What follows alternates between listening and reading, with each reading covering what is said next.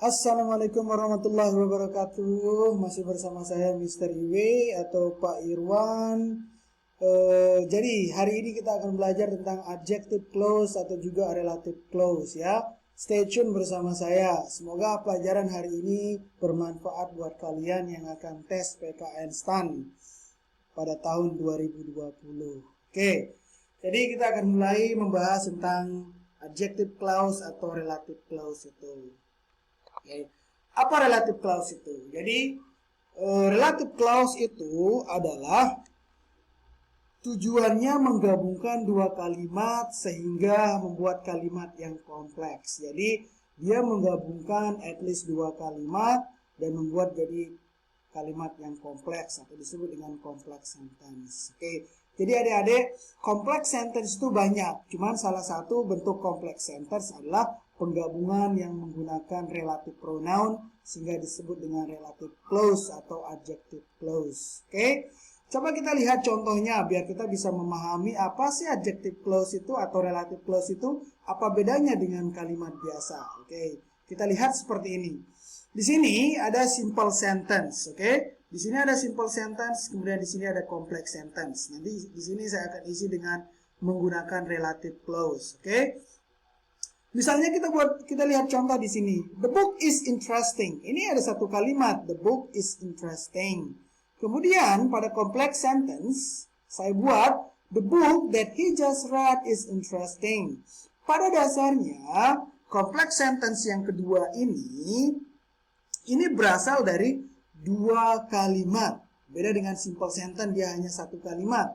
Tapi kalau complex sentence itu terdiri dari dua kalimat digabung menjadi satu. Jadi kita lihat di sana ada kata the book is interesting, he just read the book. Maka kalau kita gabung jadilah dia the book that he just read is interesting. Nah, yang ini yang akan kita pelajari. Jadi penggunaan kata that dan seterusnya. Jadi yang akan kita pelajari nanti penggunaan kata who, that, whom, which, whose, and so on. Ini yang akan kita pelajari.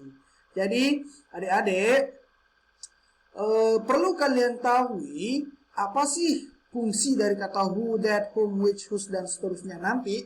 Jadi kalian harus paham fungsinya adalah nanti dia akan sebagai kata ganti dari subjek, kata ganti dari objek, atau kata ganti dari possessive, yaitu kepunyaan. Jadi seperti yang kalian lihat di gambar di screen kalian, di sana ada penggunaan subjek, jadi kata ganti dari subjek, objek, atau possessive. Oke, nah sekarang apa saja yang akan kita buat relative clause? Oke, jadi kita harus paham yang ini. Jadi yang ini harus kalian paham apa saja yang akan kita buat relative clause. Oke. Jadi di sini saya tulis relative pronoun, which is sama aja tuh ya, relative pronoun jadi relative clause itu sama saja. Jadi yang akan kita bahas adalah relative pronoun yang membahas person atau orang. Relative pronoun yang membahas tentang thing, yaitu benda. Relative pronoun yang membahas tentang place, time, and reason. Jadi kali ini kita akan membahas 5 hal ini, tetapi kita akan banyak membahas dalam 2 hal ini, yaitu person dan thing, karena ini yang akan banyak pembahasannya. Kalau place, time, and reason itu gampang sekali adik-adik semua. Jadi oke, tanpa berlama-lama lagi kita lihat cara yang pertama. Oke, tapi sebelum itu semoga kalian bisa lulus seperti kakak kelas kalian yang seperti pada di screen ini kakak kalian yang sudah lulus STAN 2000 sebelumnya. Oke, jadi kita akan mulai dari relative pronoun yang membahas tentang person. Oke, jadi kalian harus paham.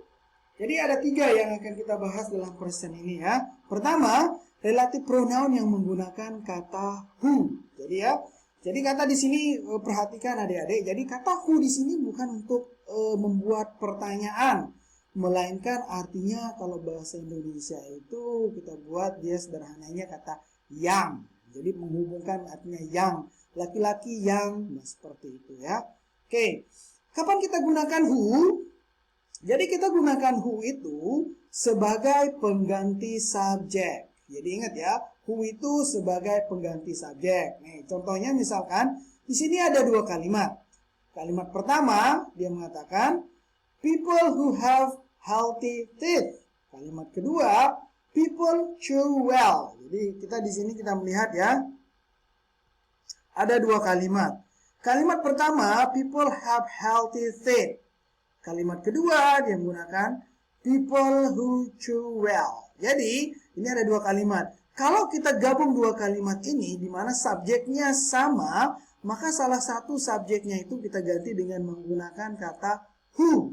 Maka jadilah dia people who chew well have healthy teeth. Jadi begini, people who chew well have healthy teeth. Jadi begitu. Jadi salah satu dari subjek people itu kita ganti dengan menggunakan kata who. Oke, gampang sekali adik-adik ya. Oke, sekarang kita ke bagian kedua, penggunaan kata whom. Oke, kapan kita gunakan whom? Jadi kita gunakan whom itu sebagai pengganti dari objek. Oke, kalau who kita ganti sebagai subjek, kalau whom sebagai pengganti objek. Coba kita lihat, di sini ada dua kalimat juga. The woman is my sister. You saw the woman last night. Jadi di sini kita lihat ya. Oke. Jadi the woman is my sister. You saw the woman last night. Pada kalimat pertama, the woman bertindak sebagai subjek. Pada kalimat kedua, the woman bertindak sebagai objek. Ketika the woman subjek transformasi menjadi objek, maka kita akan buat objek ini menggunakan kata whom. Maka dibuatlah kalimat itu menjadi the woman whom you saw last night is my sister. Jadi begitu ya. Jadi kata whom ini adalah pengganti dari objek. Jadi sekali lagi adik-adik, jadi relatif pronounnya ini whom atau who itu selalu mengikuti apa yang dijelaskan. Di sini subjek people dijelaskan. Sini the woman dijelaskan, dia selalu langsung mengikuti, oke? Jadi begitu, gampang sekali. Kemudian yang ketiga, kita akan lihat penggunaan kata whose, oke? Jadi kata whose itu digunakan untuk apa sih? Jadi ingat, dia digunakan sebagai pengganti kepunyaan. Atau yang seperti pada screen yang sebelumnya, itu disebut dengan possessive. Itu sama saja ya. Nah, sekarang di sini juga ada dua kalimat. Kalimat pertama dia menggunakan the man is an English teacher. Kalimat kedua, his car had a flat tire. Kita fokus di kalimat kedua, oke?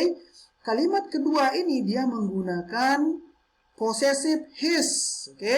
Jadi ketika ada possessive his, kemudian kita akan gabungkan dua kalimat ini menjadi satu, maka kata his ini akan diganti menggunakan kata whose. Karena kita akan bentuk menjadi satu kalimat. Kecuali membuat dua kalimat, the man is an English teacher, his car has a flat tire. Itu dua kalimat yang dipisahkan. Tapi kalau dua kalimat ini digabungkan, maka jadilah dia the woman whose car had a flat tire is an English teacher. Jadi begitu ya. Jadi kata whose di sini itu dia menggantikan kepunyaan di sini. Oke? Nah, sekarang pertanyaannya yang muncul adalah, oke, nah misalkan kata who ini tidak ada, misalkan kata whom ini tidak ada, kata whose ini tidak ada, lalu bagaimana cara kita menjawab? Nah, yaitu pertanyaannya bagaimana kita bisa menjawab? Caranya adalah, lihatlah di sini, who itu dia selalu bertemu dengan verb. Lihat di sini, who, misalnya di sini tidak titik, tapi kita lihat ada chew, chew ini adalah verb. Maka jawabannya adalah who. Kemudian yang kedua, kita lihat whom itu bertemu dengan subjek. Coba lihat di sini, kalimat di sini. Jadi seandainya kata ini tidak ada, kata whom ini tidak ada, titik-titik, tapi kita lihat ada kata you, di sini adalah subjek. Oke? Maka kita masukkan kata whom.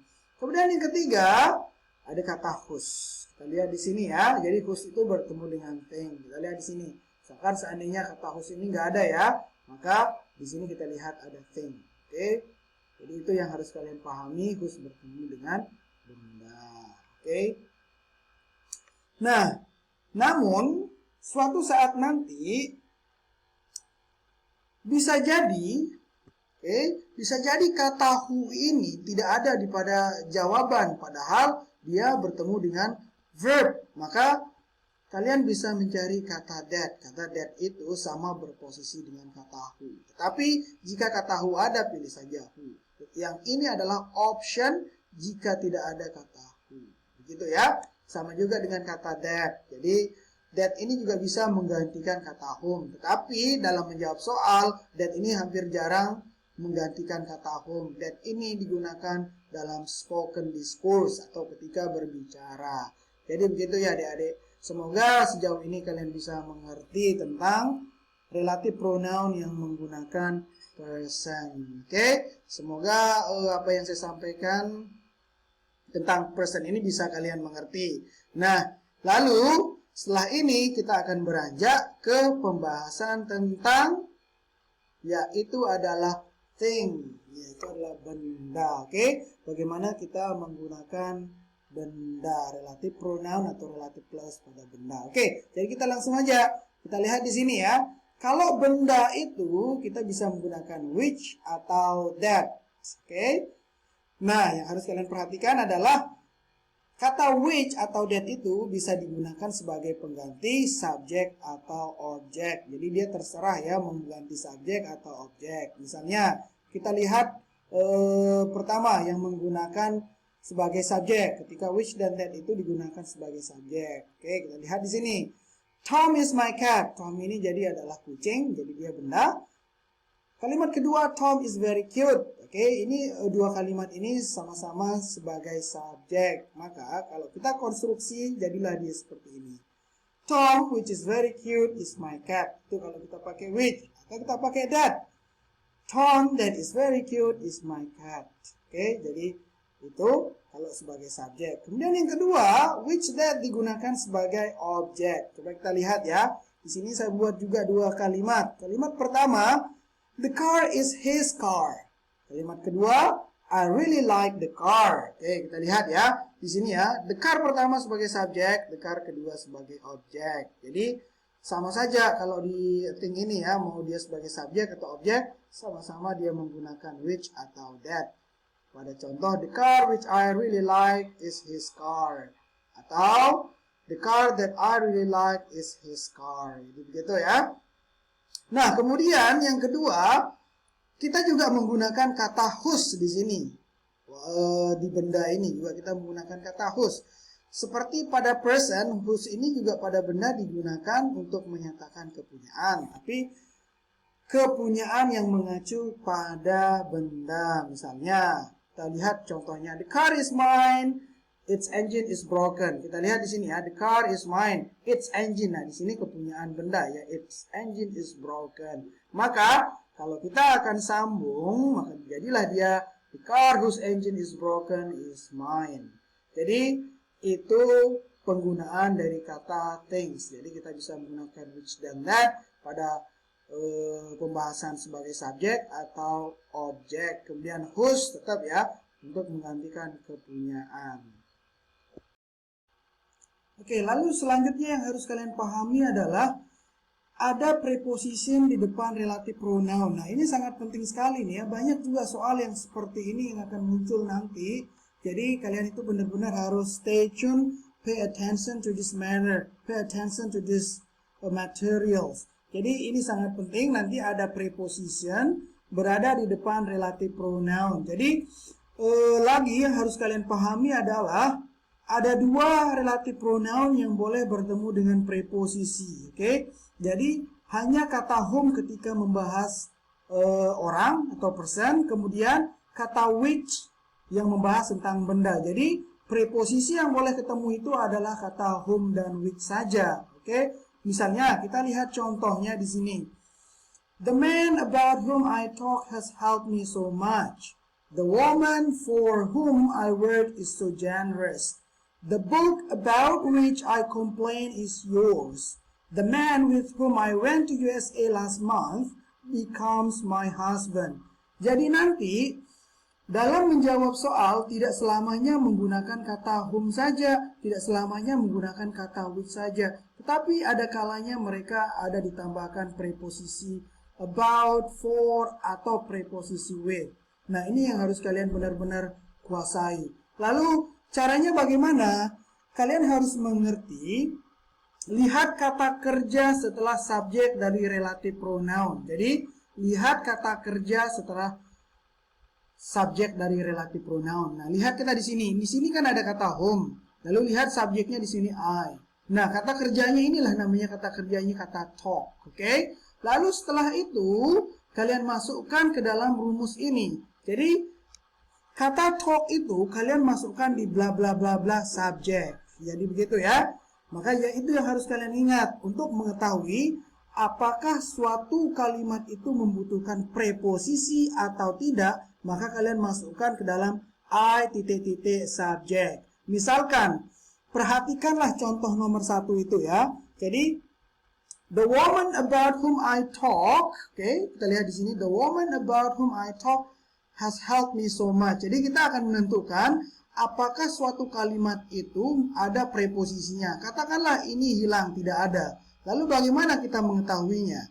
Jadi kalian harus membuat seperti ini. Jadi kalian masukkan ke dalam rumus ini. Jadi kata talk itu masukkan ke dalam rumus ini. Jadi jadilah dia I talk the man. Jadi di sini ya ada the man-nya di sini ya.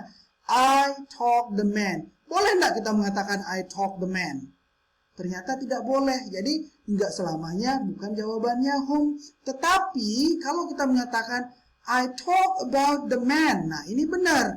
I talk about the man. Maka adalah preposisi di kata whom di sini itu. Jadi ini benar. Jadi kalian harus perhatikan lagi. Kalian masukkan ke dalam rumus I titik-titik subjek ini. Jadi kata kerja yang harus kalian masukkan di sini kata kerja setelah relative pronoun seperti kata talk, kata work, kata complain, kata when di sini ya. Jadi kalian masukkan ke dalam sini. Jika kalimat itu benar sampai di sini, maka kalian hanya menggunakan whom dan which. Tetapi kalau dia tidak benar di sini, maka ada preposisi seperti ini. I talk the man. Ini nggak bisa nih I talk the man. Tapi I talk about the man. Maka di sini ada preposisi about whom. Itu yang benar. Oke? Kita lihat lagi. Contoh selanjutnya biar kalian bisa mengerti lebih paham lagi. Coba kita lihat contoh di sini ya. Ada kata the woman bla bla bla I went to the concert last night with my sister. Kita lihat di sini ada kata when. Maka kalian masukkan rumus tadi I titik-titik subject. Oke? Nah, lihat di sini ada jawaban A, B, C, D dan E. Oke, kalian lihat saja di sini A, B, C dan E. Maka kalian pastikan bagaimana cara menjawabnya. I went the woman. Boleh nggak kita mengatakan I went the woman? Ini salah. Jadi kita nggak bisa mengatakan I went the woman. Tetapi kita bisa mengatakan I went with the woman. Jadi ketika I went with the woman ini benar, maka jawabannya adalah with whom. Jadi gitu ya. Jadi jawabannya adalah with whom. Ini yang benar. Oke. Jadi bukan whom jawabannya karena I went the woman ini salah. Ketika I went the woman ini benar, maka jawabannya whom. Tetapi I went the woman ini salah, jadi nggak mungkin kita pakai whom. Gitu ya. Kita masukkan rumus kedua. I went with the woman. Nah ini benar nih, I went with the woman. Benar, maka jawabannya adalah with whom. Oke. Coba kita lihat lagi contoh soalnya. Oke. Kita lihat contoh soalnya. The table, bla bla bla. I put my laptop was gone. Oke. Nah, di sini juga ada A, B, C, D, E. Gitu ya. Kita lihat A, B, C, dan E. Nah, caranya sama. I put the table. Nah, kan dibahas di sini adalah laptop. Jadi, I put the table ini salah. Yang benar adalah I put on the table. Oke. Ketika I put on the table ini benar, maka jawabannya adalah on which. Jadi ini yang harus kalian benar-benar perhatikan ya. Yang benar adalah kata on which. Jadi begitu. Jadi I put on the table ini benar, maka ada kata on which. Karena yang dibahas di sini adalah benda, maka kita pakai which. Beda di sini yang dibahas adalah person, woman, maka kita pakai whom. Jadi with whom. Kalau di sini benda, maka dia pakai on which. Jadi begitu ya. Oke, kita latihan lagi. Oke, latihannya kita skip nanti di belakang. Nah, saya mau menunjukkan note lagi. Nah, nanti kalian juga akan ketemu dengan beberapa kata-kata seperti ini. Misalnya ada kata most of, many of, few of, some of, one of, dan seterusnya. Nah, nanti kata-kata ini kita akan gabung menjadi relative clause. Misalnya, saya buat dua kalimat ya. Kalimat pertama, dia mengatakan the workers are very skillful. Yang kedua, most of the workers are from Japanese. Oke, lihat di sini ada kata most of the workers. Seperti tadi, ini kan subjek, kemudian dia berubah menjadi objek. Jadi di sini kita akan ganti menjadi the workers, most of whom. Jadi jangan buat jadi most of the worker lagi. Jadi digantilah. Karena ada kata most of atau yang salah satu dari kata-kata ini, maka dia bertemu dengan kata whom. Tergantung. Whom itu kalau dibahas adalah orang. Kalau yang dibahas adalah benda, maka dia menggunakan kata which. Most of which, many of which, few of which, dan seterusnya. Coba kita lihat contoh selanjutnya ya. Seperti contoh yang ini dia menggunakan benda.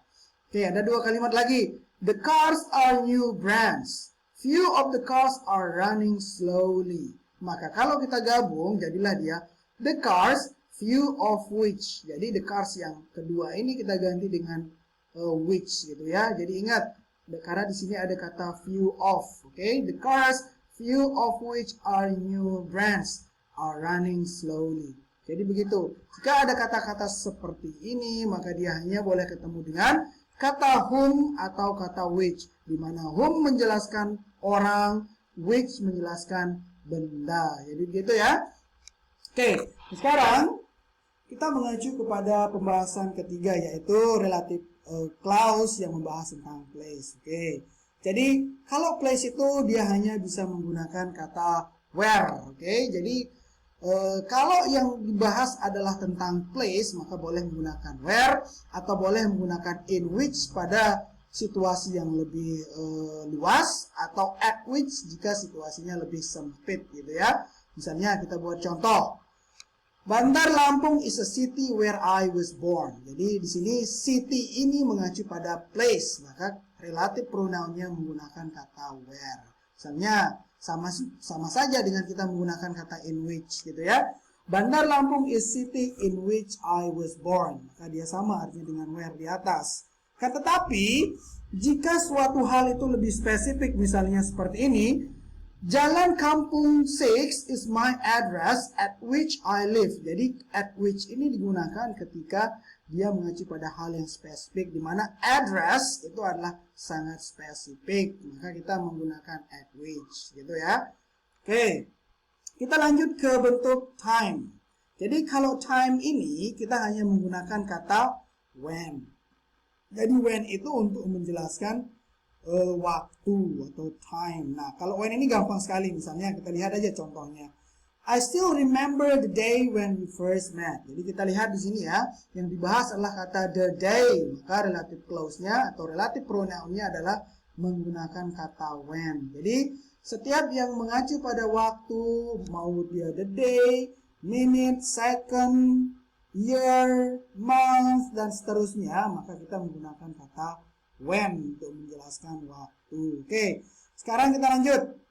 Kita lihat ke reason, alasan. Jadi kalau memberikan alasan itu, maka kita menggunakan kata why. Misalkan contohnya ya, I still don't know why people don't want to stay at home for this virus outbreak. Jadi, oke kita lihat kata why ini menjelaskan alasan. Jadi di sini I still don't know why people don't want to stay at home for this virus outbreak. Maka why ini menjelaskan tentang reason. Oke, gampang sekali ya. Sejauh ini saya pikir kalian mengerti. Nah sekarang kita lihat beberapa contoh latihan soal ya. Nah kita lihat sekarang ada 3 soal tuh. Soal pertama, the man bla bla bla I met yesterday in library is my